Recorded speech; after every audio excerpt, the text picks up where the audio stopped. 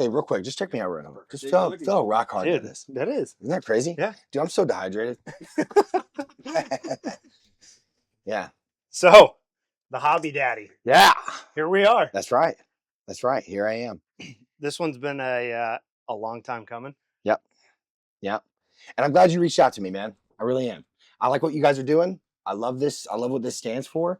You know what I mean? I know my social media is a little bit different. You know, it's a little bit more funny. It's a little bit more fitness. You know what I mean?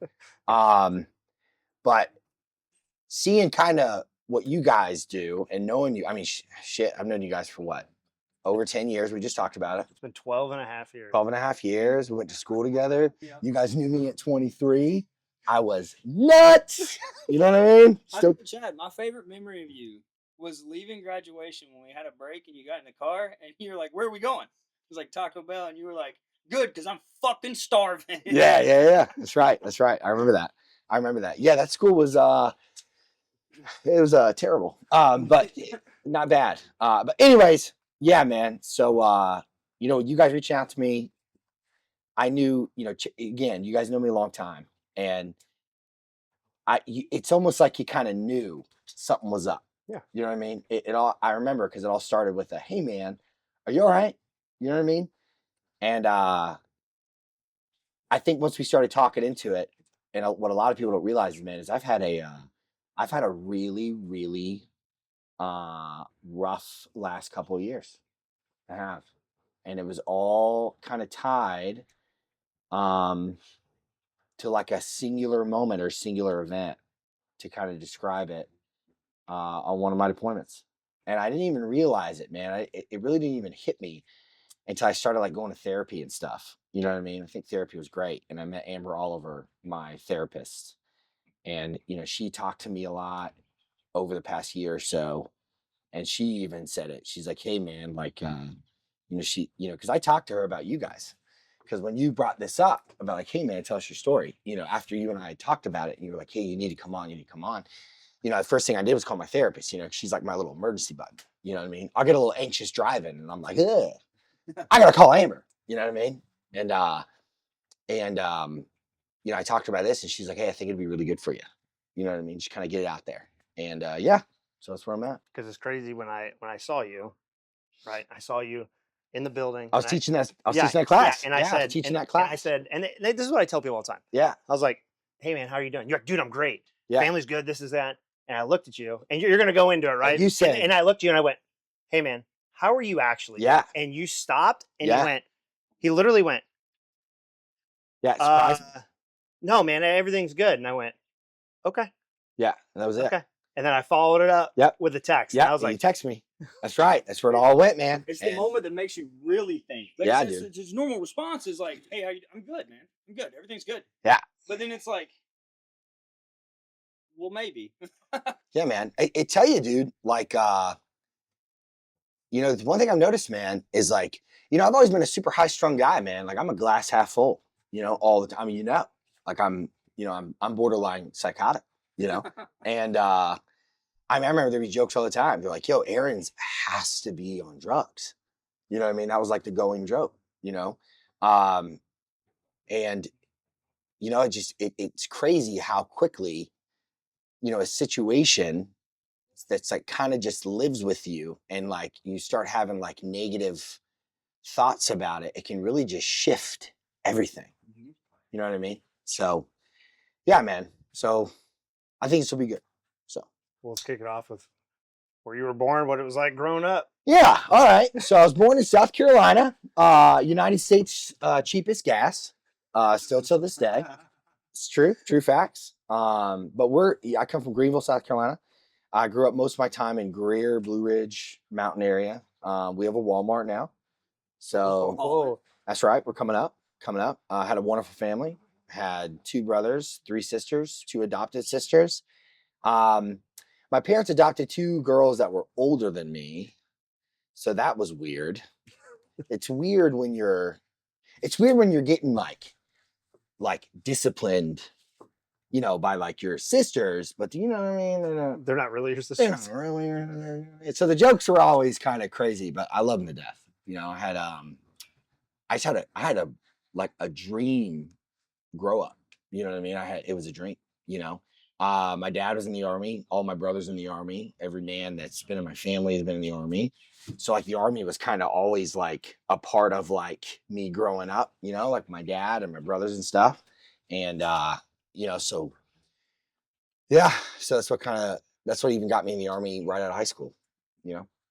So yeah. So when did you came in? 2009. Yeah, just after. Yeah, I came in Kenny. 2009. I got into Clemson, and I remember we had a conversation, you know, with my father and stuff, and it was like, well, Clemson or the Army, and I kind of had like this, I kind of had this idea of what I wanted to do, but I knew at that point if I went to Clemson, I was probably going to drink myself to death. So I was like, okay. I was like, and it all kind of worked out because, you know, you guys know I'm a young father. I had kids real young. I had 2 kids and I was married before my 19th birthday. So my 2 little girls. But yeah, it was pretty much join the army. Joined 2009. I was And at that point, they went, yeah. come on. Oh yeah. The army pretty much was like, oh, you're perfect. Oh, don't worry. We'll give you this thing called BAH. House is free. You'll get health care. I was like, that sounds great. Took this ASFABs, the test, and they're just like, oh man, really good score. We're not gonna tell you what it is, but you did really well. You're gonna be artillery. And I was like, okay, that's great. And there I was. I went to Fort Sill, the butthole of the world, and did that thing. And then I did that thing, and then I immediately got to 10th Mountain Division, and they're like, we need you to sign this. And I was like, okay, Sergeant, what's that? And they're like, oh, it's your waiver to deploy. So you don't have any like, it was basically, it was a waiver to waiver my stabilization time so they could deploy me faster. And there I was, man, I was Afghanistan, 2010. And then I didn't go back and get to Afghanistan again until HKIA. Yeah. The withdrawal, which that was weird. You know what I mean? And I know we'll talk about all that, but yeah, man.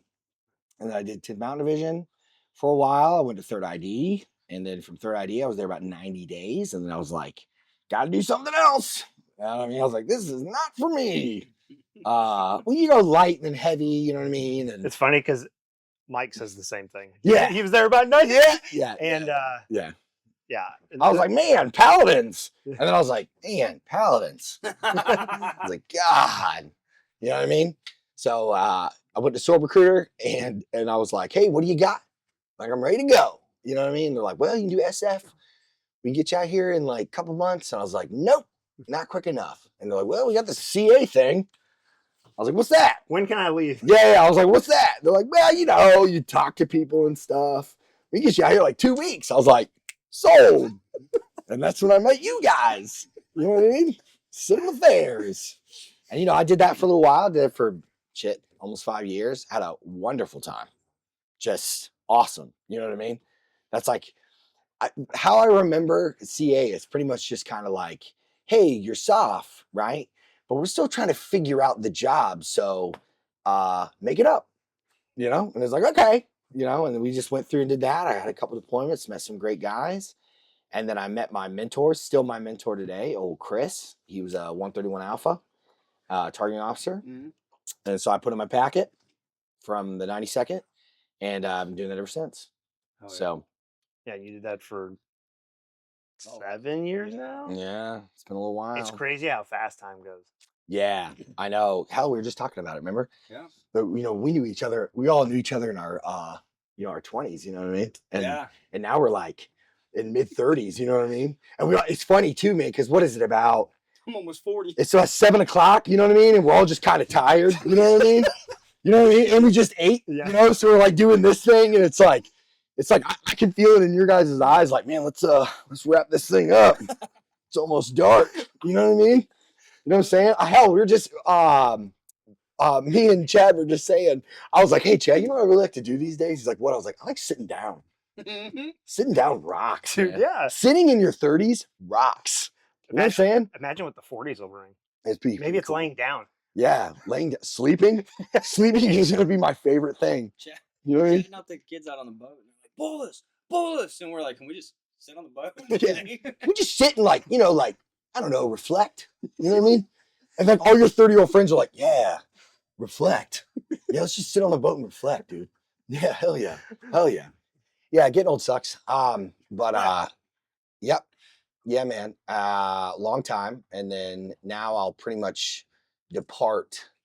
From 82nd, and then that's pretty much it for me, man. And I think I'm gonna hang out here. Maybe I have some moving ideas, where I want to go and stuff like that. But it's really dependent on the kids, man. Yeah. You know what I Yeah. mean? What do the kids want to do?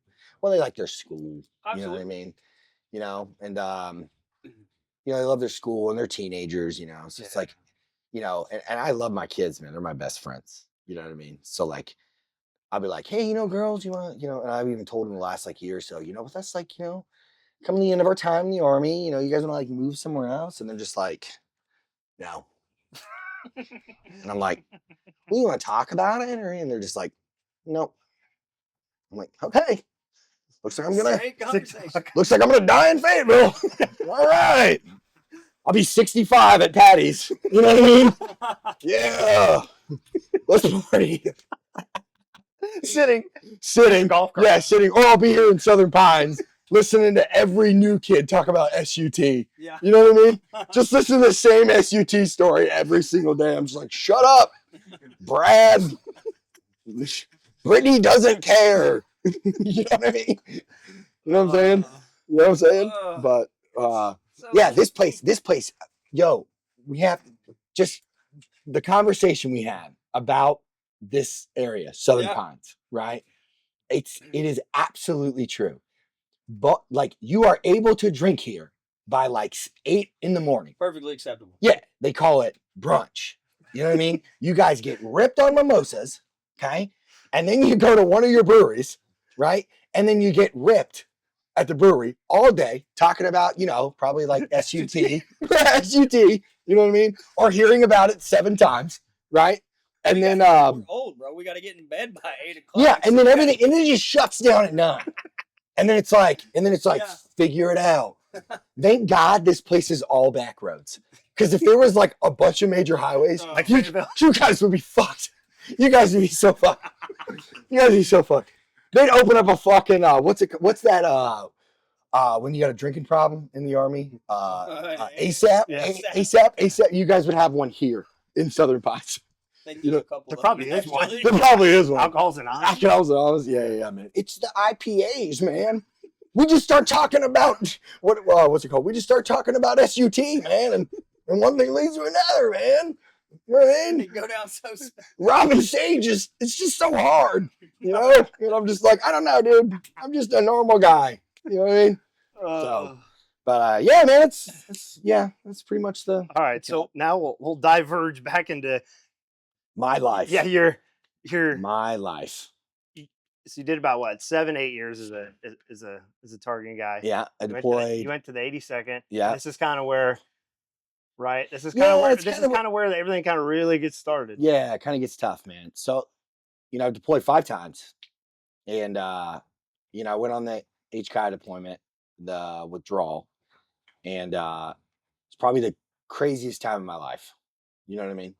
It's the craziest time of my life. With we got there.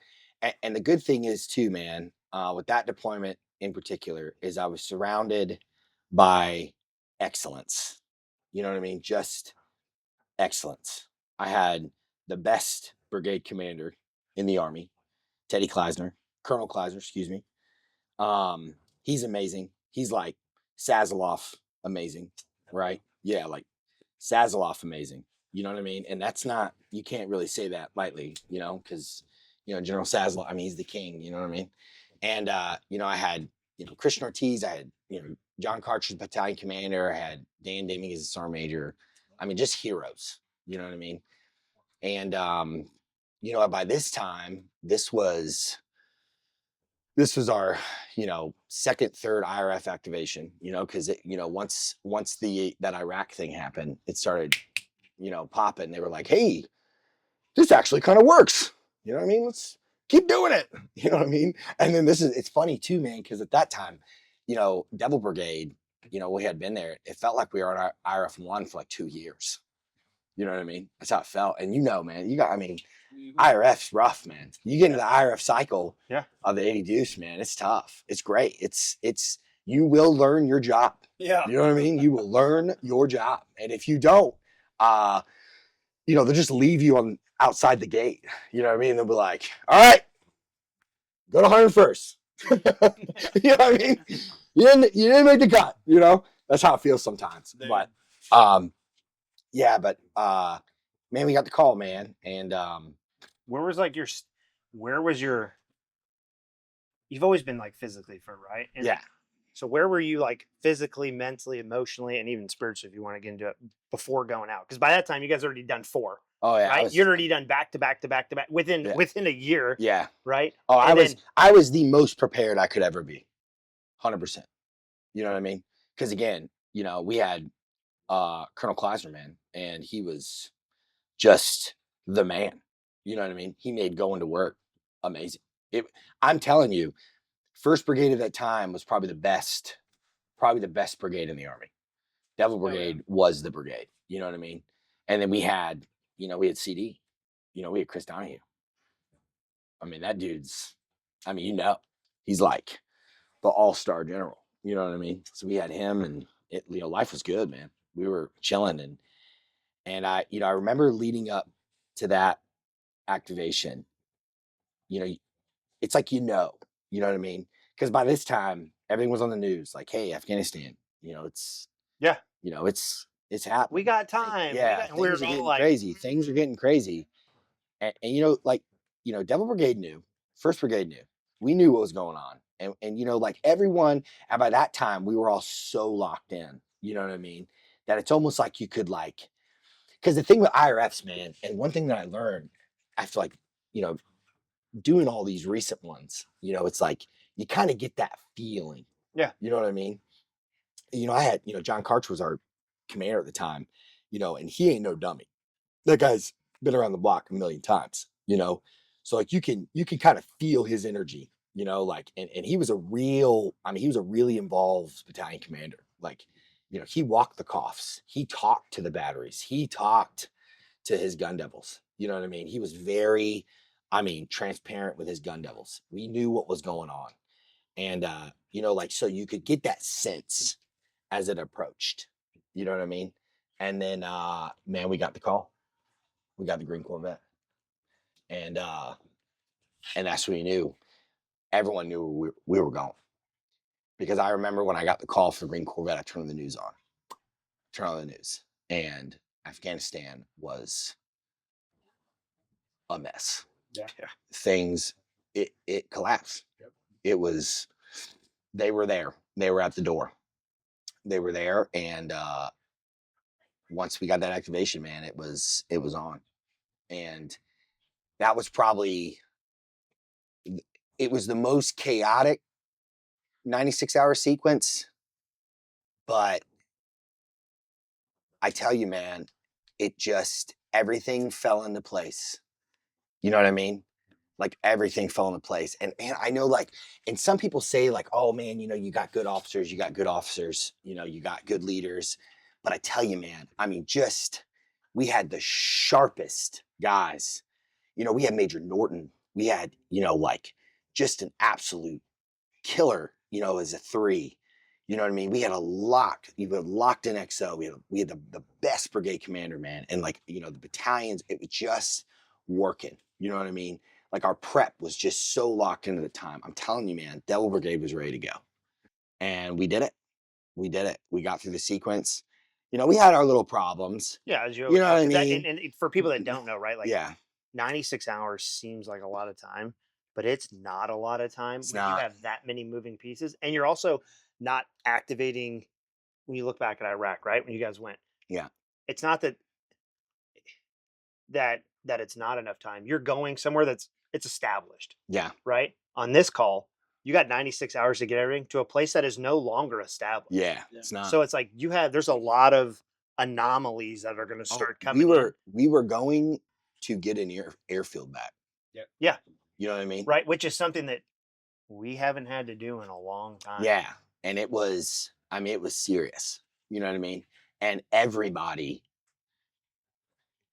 man, I remember this moment, dude, and this just kind of hit me. And it was like 3 a.m.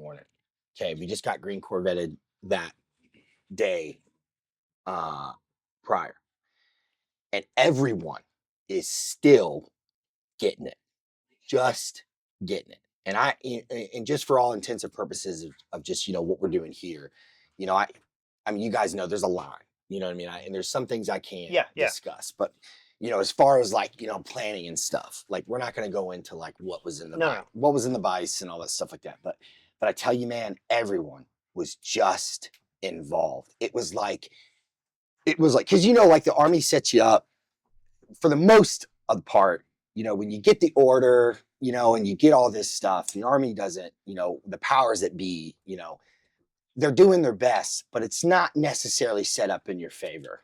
You're not handed a deck of cards that, is going to guarantee you a win. You got to work. And I tell you, man, it was like a symphony of just everyone figuring it out. Yeah. And to put it in even more context, right? You think of 96 hours and it's not just, oh, okay, well, I'm going to load stuff, right?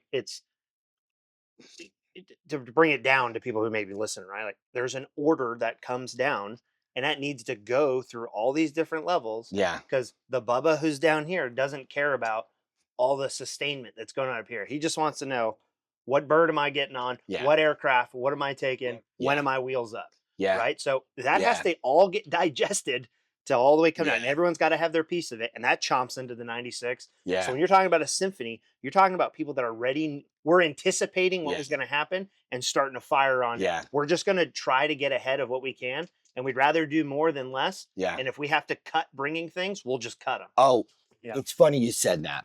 Okay. Yeah, it's funny you said that. I mean, our poor cameraman, Blaine. Buddy, I'm so sorry. I know I keep moving, but I have a debilitating disorder. You know what I mean? And I'm just trying my best here. You know what I mean? It's funny you said that because this is when I knew it's crazy because I didn't know it was real until we got to the ADAG. Okay. Now, everybody knows the ADAG is the gate, and in there lies the gatekeeper, right? And that's that civilian guy that is there to make sure you're not doing nothing illegal, right? And he's serious about his job. And for people that don't know what the ADAC is, right? Yeah. It is a location on post where after you load up your equipment or yourself on a bus, you get driven down to this little place. This place. Where there's gates. Yep. And when the buses go in there, they go, yeah. Yeah. And then comes out the crusty guy. Right. And then you see the ADAG Knights. And it's a bunch of civilians in the highest reflective vests you've ever seen. And they got walkies and silly little helmets. And a clipboard. And those people are going to decide whether you go forward or not. You know what I mean? And so we get there, and I knew it was real, man. Like when we got there, and those ADAG folks were like, "You're good," and I was like, what?" And like, you know how you do, bag drop? Yeah. I know you want me to talk about it. It's both in your eyes. You're like, what about bag drop? What about that? What about bag drop? What about weighing? Oh yeah, bag drop happened. Okay, we did this stupid bag drop, right? So everybody got their shit out, and they were just like, okay. All right, guys, let's pack it up. Let's go weigh ourselves. Even when we were doing the weighing thing, right? Like they're looking at the other way. Yep. Yeah. Like even like the weight thing went fast. It didn't take 7 hours to weigh people. I know.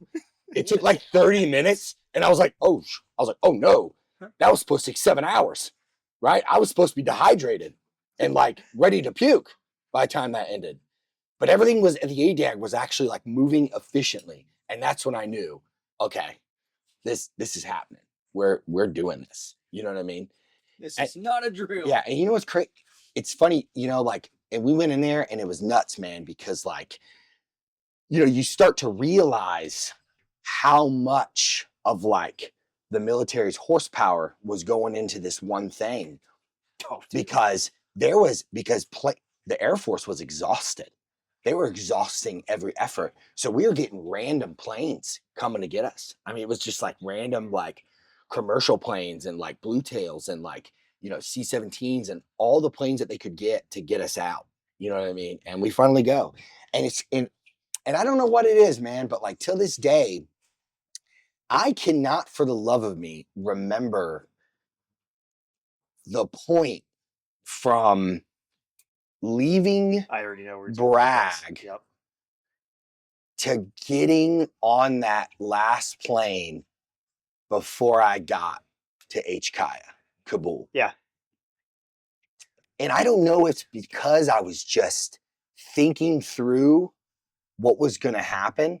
I don't know, man. Maybe like, you know, like maybe I have like a mental disability, you know, possibly, but I just cannot I remember it as like clip art, man. Yeah.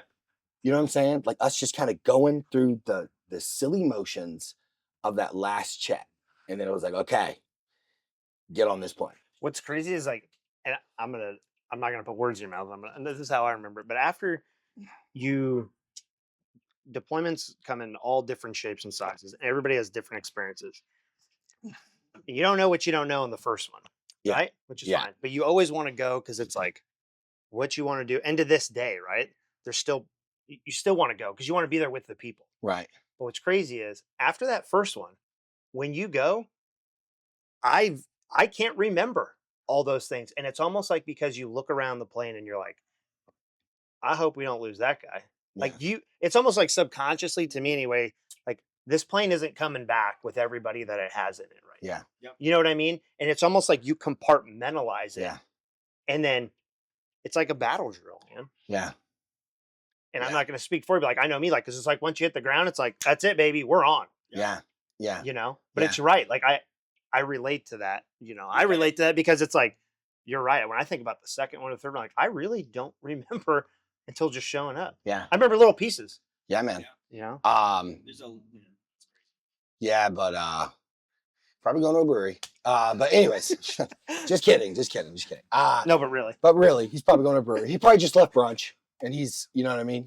He probably left brunch. He's probably been at brunch since 9 this morning. You know what I mean? He's going to his Soapeyes brewery. Standard. Probably to talk about, you know, SUC. Or whatever. You know what I mean? I'm just kidding. You can be like, hey man, no hate. Yeah. You know, I'm not one of those guys, you know what I mean? I'm just a normal dude. You know what I mean? I'm just a normal dude. But I know some of those dudes were in the Q course for like 3 years. You know what I mean? I'm just saying. It's a, you know. But anyways, yeah, man. So we got there and we got on that last bird, man. And it was, you know, a company battery of us. And I had Christian Ortiz and just a recap on him. He is an amazing officer, wonderful operations officer, just amazing. And he's a mentor of mine as well. I love him to death. And even till this day, man, I just spoke to him not too long ago about his making lieutenant colonel and stuff. So he's wonderful guy, just wonderful. Went to DeVarty, just an incredible officer, man. I was so lucky. And it was me, him, and it was Colonel John Karcher, Daniel Deming, and just all the boys, you know what I mean? And we had made some things had changed on our arrival because as we were on our approach, we had realized that the airfield was covered in people. Something had happened. Something bad had gotten worse. And John Karcher, God bless him, he was having numerous conversations with the flight crew on like, you know, because, you know, when he's in control, he takes control. And he was having numerous conversations with the flight crew on what the plan was. And he was just conveying the message to him like, hey, we need to get down there. We need to get down there. And it was me. It was John. It was Christian. And it was Daniel. And we were all around this map, man. We had this one map. And we had red light on. And we were in that that bird, man, and we were making a plan, just like some old war shit. Making a plan, just making a plan on our approach, and the only thing we could hear was, "Hey, that airfield's contested. That airfield's covered in people we have no idea who they are, but you're going." And that was it. How many birds had landed before you? Not many. Okay, so you guys were like the first wave. Yeah, not many before us. And man, that flight crew was having a hell of a time getting there. And I know because we could feel it. Every little turn and dive and man, they went in fast and they went in deliberate. Just like, jump master stuff. You know what I mean? When the Air Force shows up and they're like, "Hey, we're going to go through our training now," and they just beat the shit out of you for like an hour before you jump. You know what I mean? Well, all that stuff they do, those maneuvers, those evasive maneuvers and shit, man, we were doing it. You know what I mean? And it was great. It was very familiar.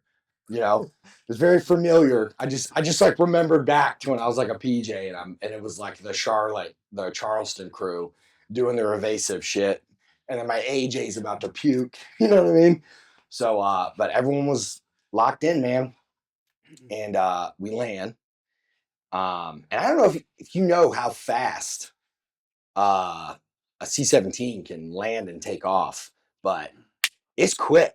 Oh yeah. They can move, bro. Yep. And dump and go. Yeah, man. So we got there and all we could see out the little windows was people everywhere surrounding our entire plane. Everywhere. We could hear them, we could see them. It was chaos. It was chaos. Absolute chaos. And I mean, for the first time ever in my career, from the time that I infilled, from the time that I exfilled, and I mean the very minute, it was chaos. And I couldn't imagine there being bad leaders, man. If there was bad leaders on that plane or in this moment, I don't know how they would have done it. I just don't. And we watched the tailgate go down and we see probably 1,000 people. Did you guys land at night or day? At night. Okay. Yeah. And then that tailgate went right back up. And I was like, okay, how are we going to do this? And the plan started working the plan. And they're like, hey, side door. We're going to go out the side door. So we do the side door. And it was pretty much John Karcher, Daniel Deming leading the way, man. And they led our asses. And we fought through it. And we got a beeline immediately to Alvarado. And we went to Alvarado. And Alvarado was one of the sections. It was one of the sections towards the end of the airfield, right? It was one of the sections towards the end. And we finally made it on there. And man, I'll never forget this moment. This is one of the things that kind of live with me.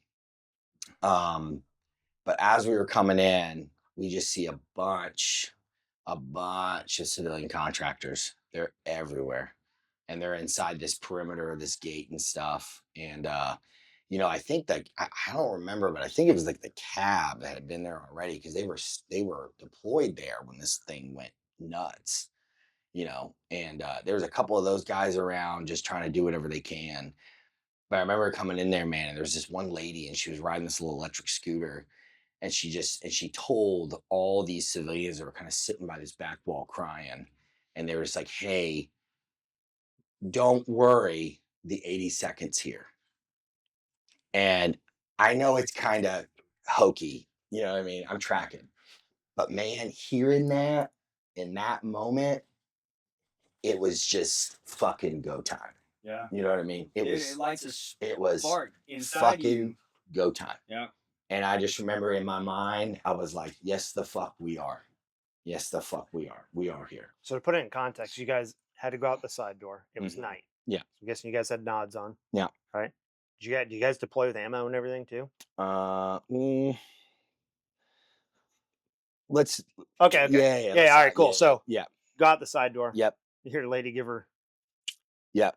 How far was it from the plane to Alvarado?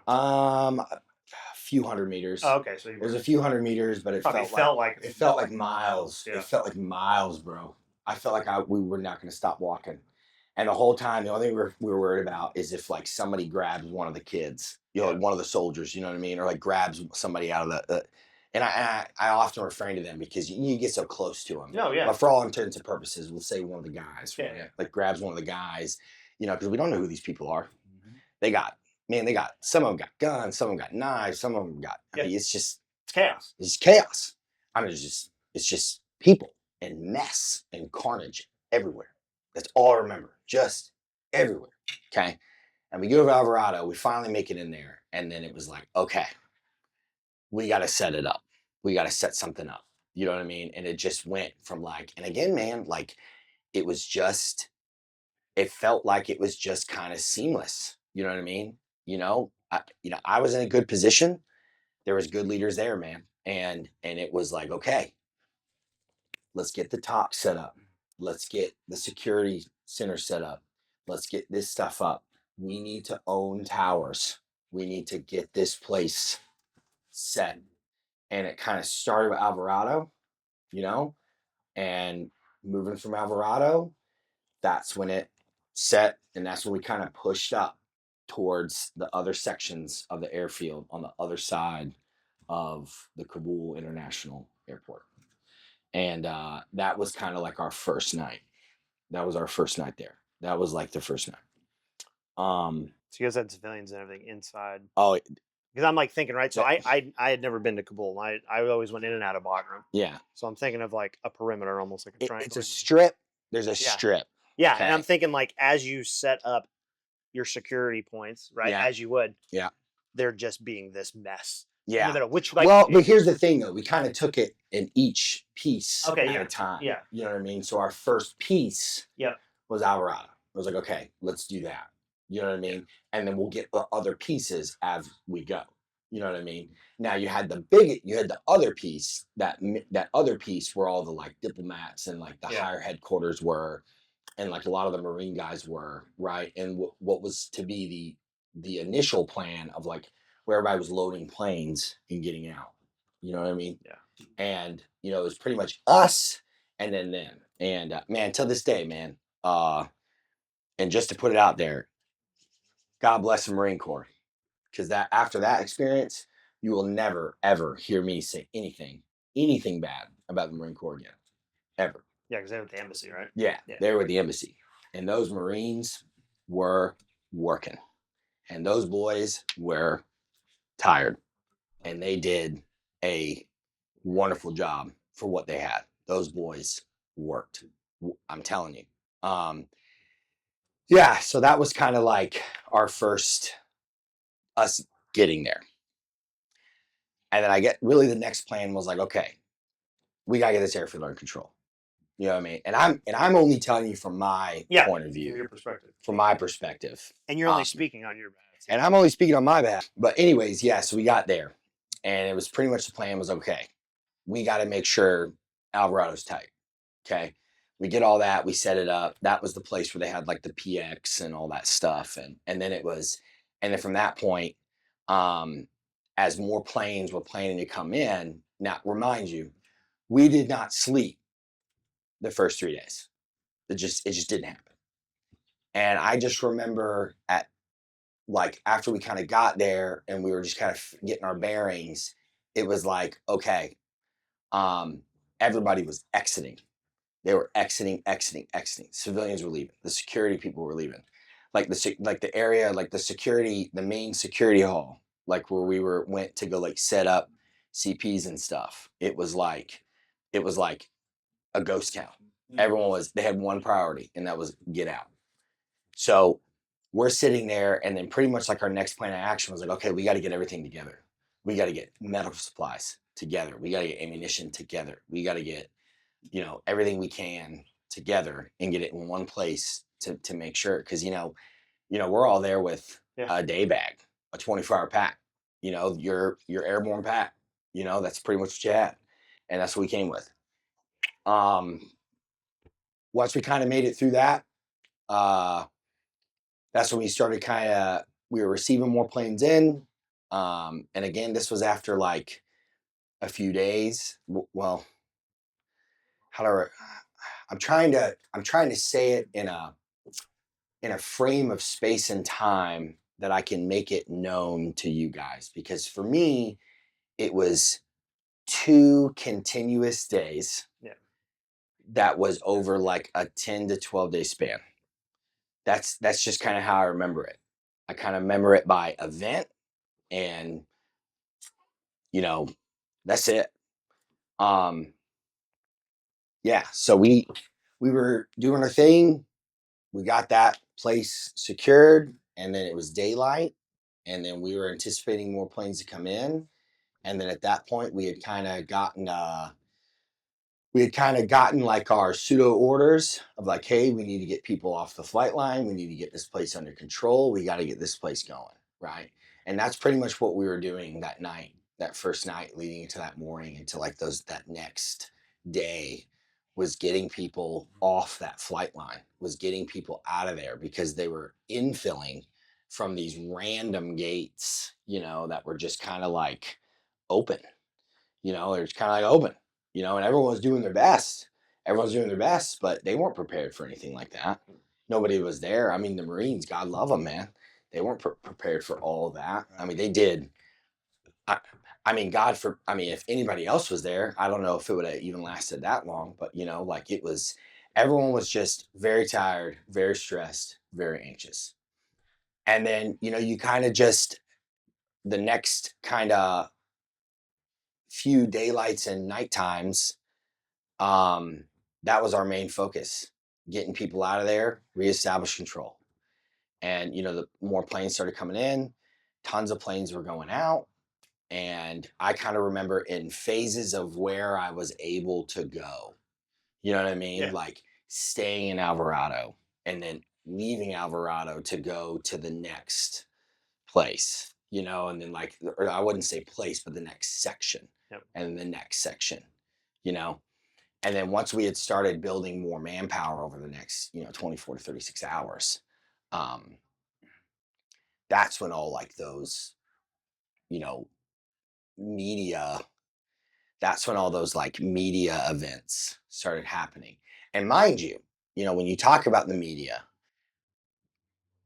the guys that were there, we had no idea how big this thing had become as like world news until like days later. None of us, like I'm telling you, like we were just kind of walking around, and it was like onesies and twosies, and everyone was like, hey, you guys are like all over the news. I mean, this thing has become like a huge global situation. And we were like, what? And then like, because you got no time. You're not, the last thing I'm doing is looking at a TV. Yeah. You know what I mean? And we didn't even know that. So just food for thought there. We did not realize that. But anyways, going back those couple days, it was pretty much like, and we were finding people everywhere, man. We were finding people in like all the nooks and cracks of, like there was like this air aviation school academy thing. I think it was like a Turkish air academy. I mean, you had people trying to steal planes to fly them out of there. I mean, these people were scared and they wanted to leave, and that's what their main goal was. Yeah. We did everything we could to get as much supplies as we could. Our culinary folks, God love them, they were doing wonders with like eggs and fried shrimp from like the initial push. Yeah. You know what I'm saying?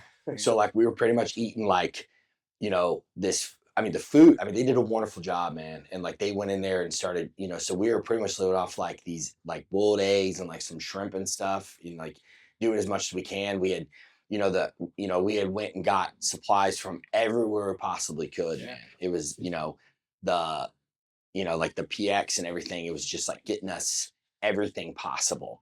And that's when we kind of were dealing with it. And it's funny too, because the vehicle situation, you hear all the stories about the vehicles and stuff.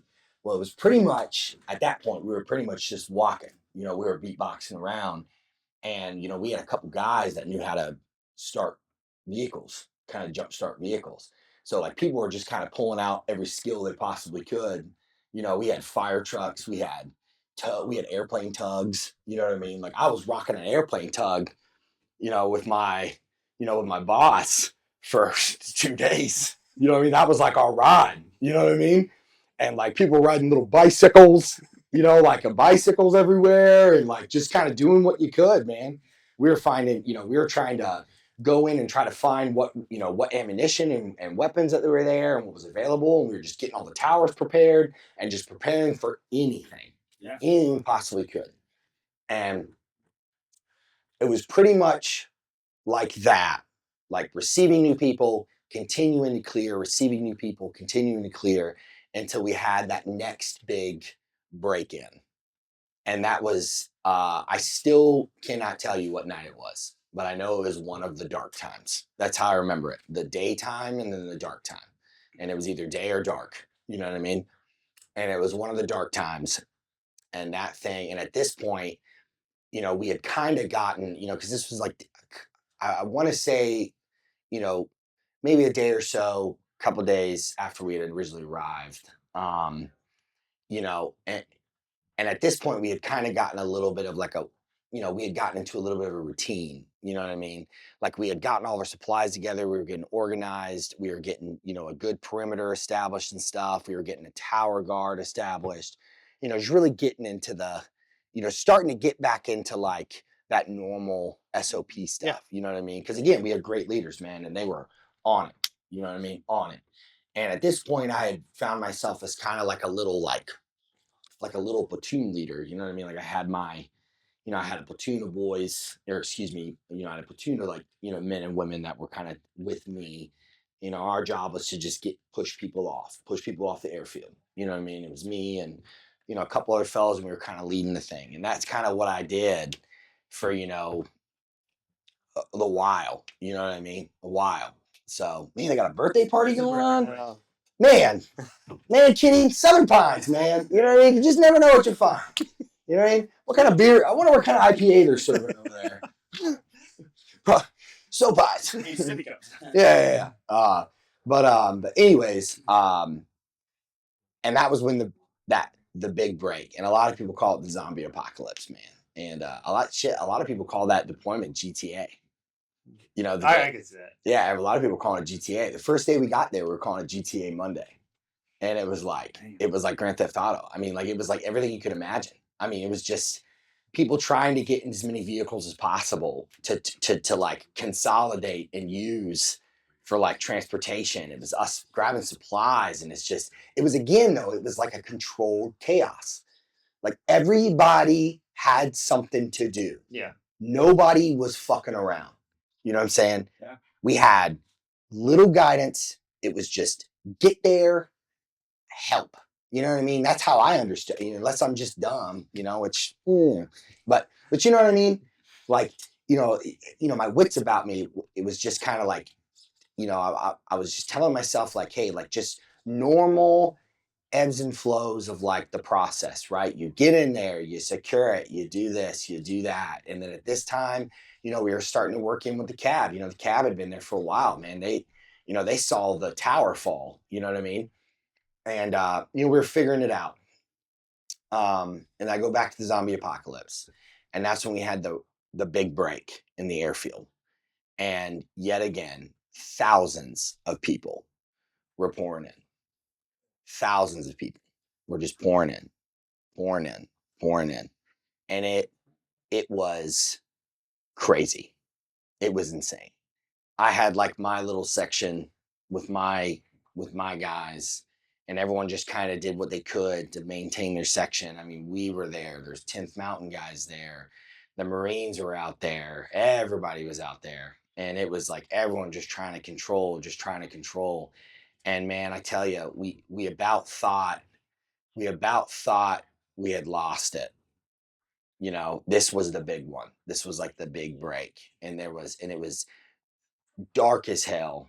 And I'm telling you, I remember looking out on that airfield, because at this point we were in like golf carts, man. We were in golf carts. You know what I'm saying? Like mounting up 3-4 boys in golf carts, boy in the back, and, or boy or girl or whatever. But just, that's what we were doing, man.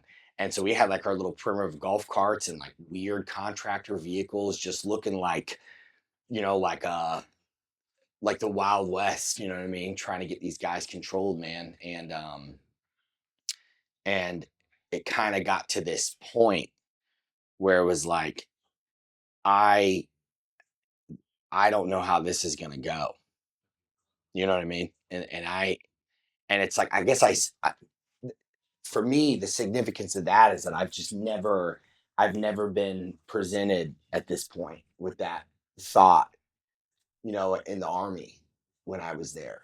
That was like the first moment with that big break, the zombie apocalypse, whatever you want to call it, where everybody flooded in, where it was like we had been doing this for 4 or 5 hours trying to contain these thousands of people that were trying to get on a plane, and these people were fighting us, they were throwing shit at us, they were shooting at us, they were doing all kinds of crazy shit, man, and I just remember kind of sitting there, and I had Martin with me, great, great paratrooper, and that was my right hand man. Him and I just kind of looked at each other, and I was just like, man, I don't know how we're gonna do this. I don't know how we're gonna do this. And it was almost like it was almost kind of like a wish upon a star, man. We just started getting an influx of just support, and just, for reasons, I'm not going to say who and, Yeah. How they showed up, but boy, they showed up, and they showed up heavy, and they were ready to go. And, thank God for those spooky guys, man. Because them boys, man, I'm telling you, it was, you know, it was almost like there's that one moment, we had that huge break. You know what I mean? It was like a turn of the tide, like someone had made a call, and I can't really reference how the call was made or what was done. But it was like we had everybody and their mother coming over there from everywhere possible to come and support us with this situation.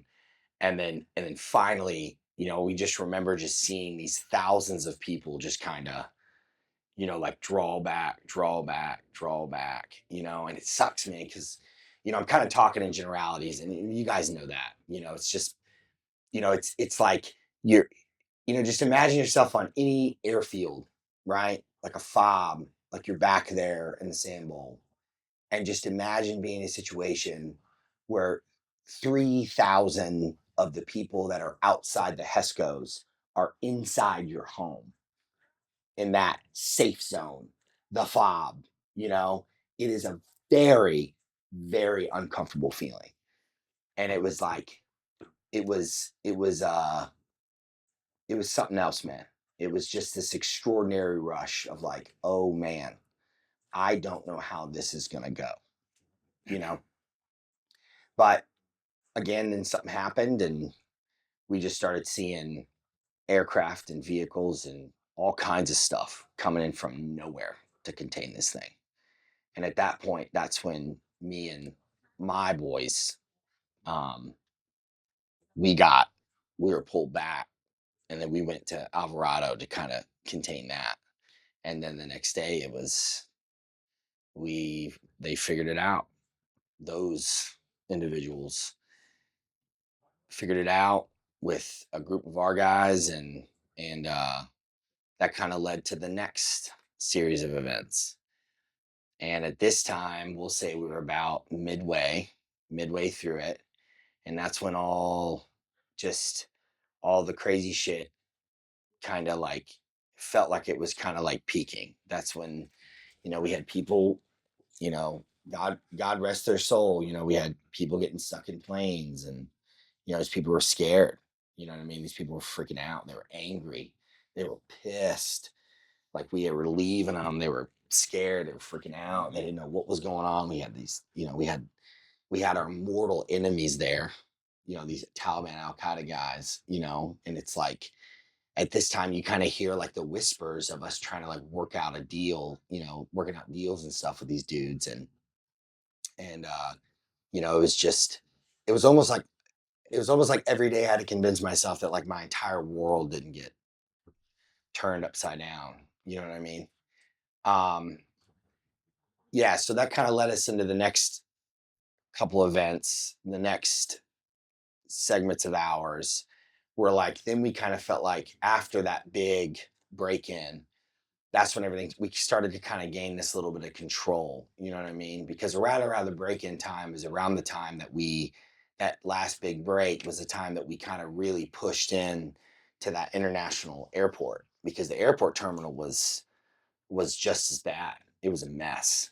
I mean, it was just full of just people and, you know, bad people and good people, and everybody was just trying to flood in as much as possible. You know what I mean? And we didn't know who these people were. We were just getting reports of like who it could be, who we thought it could be, who, you know what I mean? And at that point we had, right around after the point that we had pushed those guys back, we had really gotten that other side of the airfield, the terminal kind of cleaned up, and then that's, after those kind of couple days, um, it was us kind of gaining that real control. Like, you know what I mean? It was like, hey, you know, ISO lead, ISO trail. Like it started feeling like, like the army again, and not like just this chaos of like, we got to get this done. You know what I'm saying? And it was like, okay, we had established like, you know, perimeter control, and then like, we had established like we just, shift work and tower work, and everybody was kind of everyone at that point. I think it was about a little less than midway through, maybe right at midway through. That's when everyone like understood their part. You know what I mean? Mhm. Where you get real comfy with your part. You know what I mean? This is you and your men's part. And everyone's getting in that routine, and that's when it kind of felt like that's when everything was kind of like you kind of like took a deep breath. Yeah. You know what I mean? Like, okay, you know. Um, and that's when like I don't like, for some reason I can't really like conceptualize for like the initial chaos points of like us getting there to like kind of gaining control of the situation. I don't remember the how many planes were pushing out, or like what was kind of the deal with like getting all the people out and the citizens out and all that stuff, because I had not made it to that level yet. Yeah. You know what I mean? I was still on like level 1, like let's establish food and security and all that stuff first. You know what I mean? But I do know, like, as we were kind of getting through that midway point, that's when, like, the planes were really going. And again, like, I am all conceptualizing this now off of kind of like a picture show in my head. You know what I mean? It's just kind of how I remember it. So when about that time, I can't give you an exact time, No. but that's kind of how I saw it. And, then I started to kind of like, um, I don't want to say understand, but I kind of started like getting my bearings of like, okay, like these people are going out, this is where we're loading them. This is kind of how we're checking them. This is how it's going. And then around about this point, that's when I kind of found my role, which was over at the South Gate. And that was the terminal over there. That was right in front of the Kabul terminal. And I was just a little ways from the Abbey Gate. Abbey Gate being on the other direction, and that was a gate where you know uh, those brave individuals lost their lives. God bless them.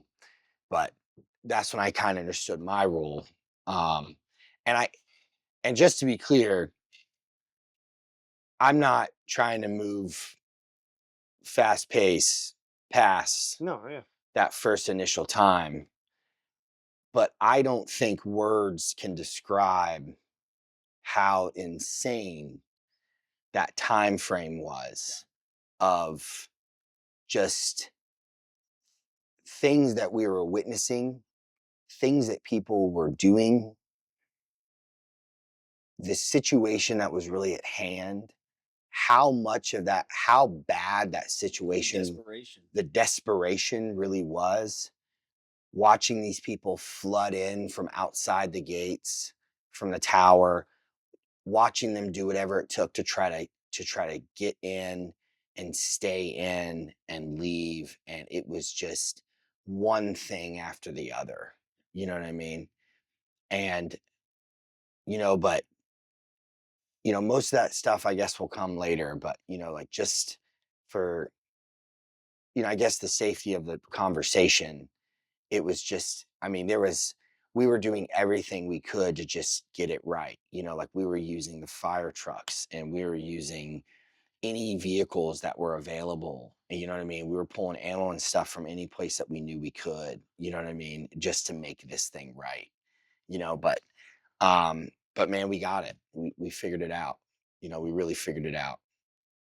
Um, then so anyways, I start doing my thing at the gate. And this was, at this point, again, we were kind of living in like episodes of like serious events, and this was like after the people had, you know, God rest their souls, caught in the plane. And by this point, we had seen so much carnage and desperation that everyone was kind of like numb to it at this point. It kind of felt like numb, Yeah. right?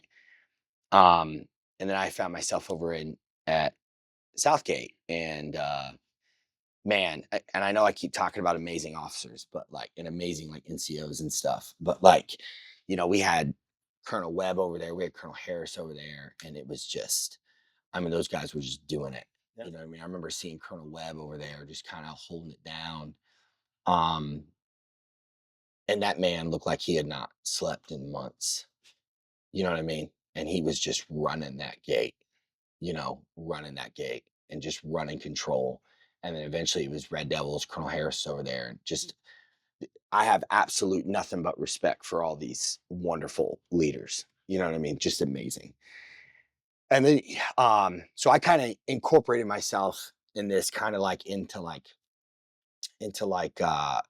eventually into like kind of like this shift work that was right outside of the Kabul International Airport. And just to draw like a generalized picture, we had the airport terminal that we had finally gotten back, and there was a bunch of abandoned planes out there, that were just there.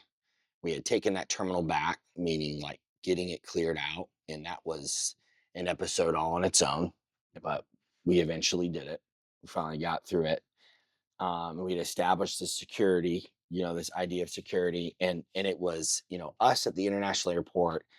We had taken the terminal, and then there was a side parking lot that we had kind of made our, I want to say control point, but it was pretty much the point where we kind of had our, conversations and maybe not conversations, but we had kind of had our collaboration, if any, with essentially the Taliban, because it was kind of worked out with them at this point that, they were going to let people through that were members of NATO or EU, citizens of other countries, so then they could get on planes and they could leave. And we had a time limit to do it, right? So it's pretty much us, it was myself, Red Devils, and the guys that were kind of sitting there. And this is pretty much what we did from the time that it was time to go. It was pretty much, from what I had done, from what I was supposed to do, is I had to kind of like figure out, and it wasn't like me personally, like, oh, I bestow this on you. It was kind of just like, hey, this was a gap. And one of the gaps that we had kind of figured out at that point was, there was a lot of like embassy representatives from different countries that were coming in with these lists. And it was like the lists of people that they needed, and they were doing all the coordination to get these people, these people with, from other countries and stuff that were here and are there and needed to get the fuck out. You know what I mean? And they had to get the fuck out. And so because they started, they were coming in there over by the terminal, and they were just kind of like on that other side, just kind of like, and again, like, no, it's no disrespect to anybody, but everyone was like scared and like, these people were trying to find their people, so you could see that as they were coming to the terminal and they're making their way out to that parking lot where kind of like the transactions were happening, they were coming out there like ready to talk, ready to be like, hey, here's my list, here's my list, here's my list, where's my people, this is the coordinations I'm making. And it was like, it was becoming a mob, man. And they were just like mobbing Colonel Webb and like mobbing Colonel Harris and Colonel Karcher and stuff. So what we did is we kind of got this little desk, man. I found this little desk and we set this little desk up. And I called it our international like embassy desk, you know what I mean? I made this like little cute little name for it, you know, and we just started kind of lining them up. Like, okay, what's your list? Give us this, give us that. When are they coming? And then the intent was that we took this list and we, you know, and then at that point we would bring it to the meeting point where the Taliban were that were kind of had that outer gate of, and just to kind of draw the picture, it was, you know, like it was like us on the inside of the sea wire and stuff. And we had like our stuff set up with security. And, you know, we had all the guys out there with the weapons and everything like ready to go right out of the I Love Kabul sign. And then like 5 feet over, it was all Taliban guys. And they just had all their shit pointed at us. And they're just looking at us. I mean, they're just right there. It was funny, man, because one of the things is they had like this like badass old Toyota Tacoma Hilux, right? And like the whole time we just wanted their fucking truck. And they had like this old, like crazy Russian Dishka. You know what I mean? If it worked, who fucking knows? You know what I mean? This thing looked like it was the bottom of the ocean for a year. But we would just talk. We just spent some of our time talking about what we do that sweet truck. You know what I mean? Yeah, dude, you're staying out there for hours on Yeah, it was a sweet truck, man. I remember like every scratch on that truck. That's how like dialed in we were. You know what I mean? So they were like right there. You know what it's in? No. They're great. Yeah, I figured they were really popular out here. I don't. No, you know what it is? Okay. IPAs and Zens, man? No? Okay. Oh, our camera guy's got. Oh, okay. There it is. Okay. When you go to the queue, dude. Got my Defender, bro. Yeah. Oh, yeah. You should see our camera guy's truck. You guys would love it, man. Oh, you took that thing to OD's, man? Bro, you'd be, or what's that one, the Sly Fox or any of that? Talk to all those guys. You know what I mean? Well, you know, it's kind of a secret. Yeah. But anyways, so again, look, not hating, man. You guys just have a stereotype, and I like to exploit it, man. All right, that's all I'm saying. Just a normal guy, man. Just a normal guy. But anyways, so we had set a little desk, right? Things are starting to go, and yeah, I drew you guys a picture of how it went, and then we would take these lists, we would hand them over to our mortal enemies, the Taliban, that were just kind of there, and then they would kind of line them in, and they'd find the people, and then they would come through that gate. You know what I mean? And we'd take them. And man, it's kind of, you know, it's kind of what I remember doing for almost felt like forever, you know. And then the Abbey Gate situation happened, and then everything just kind of stopped again. You know what I mean? It was like, oh man, you know, it was like every time we kind of felt like we were getting comfortable in in a routine, something would happen. Something bad would happen. This is every day, all the time. Yeah. So we left off. I had already. So again, we were doing like that embassy thing, where like all the countries were coming in. They're handing us a list. We were handing the lists off, and it was kind of going there. We had a couple ups and downs on that gate. You know, like bombs and everything else was coming through and stuff. And you know, working with the Taliban guys, or I don't even want to say that. It makes me sick to my stomach. But we'll say like coordinating, Mm-hmm. not working with, but coordinating with these guys to get them these lists and get these people over was a nightmare. It was a nightmare. They, you know what I mean? We'll just say aggressively difficult all the time. You know what I mean? Like they didn't like us, we didn't like them, clearly, you know? And then Abbey Gate happened and everything stopped. And everything stopped for about 24 hours. And there was a lot of things that went on, conspired inside the FOB. And just out of respects to those soldiers and paratroopers, I don't want to get super deep into the process of their departure and all that stuff. I'll let someone else talk of Mhm. that, but I will say it was a very sad day. It was an incredibly sad day, and it was a day full of a lot of anxiety. You know what I mean? Because it was basically something that we had all anticipated happening from the moment we got there, happened at about the point where we were all kind of leveling out. Yep. Does that make sense? Yep. Everyone was kind of like leveling out on their like control of the situation. And that's when they did it. And that's when it happened. And that's when those soldiers lost their lives. So yeah, we went through the process of, higher headquarters and everybody taking care of that and that situation. And that's just not on me to talk about. So my gate opens back up. It's the only gate that's open to this point that's processing people in the fashion that I'm doing it, or not me, but we, Yeah. like the organization, my organization's doing, and our unit, and it's pretty much there's like this this process, right? And the bullshit's still happening. Like, like people trying to take planes and trying to, skip the process that was going on over there through the, pretty much like the loading area. That's what I call the processing area, where people who essentially, like, for example, would come through my gate, they would get their country rep, and then they would travel over, across, and they would get to the loading area, right? And that was where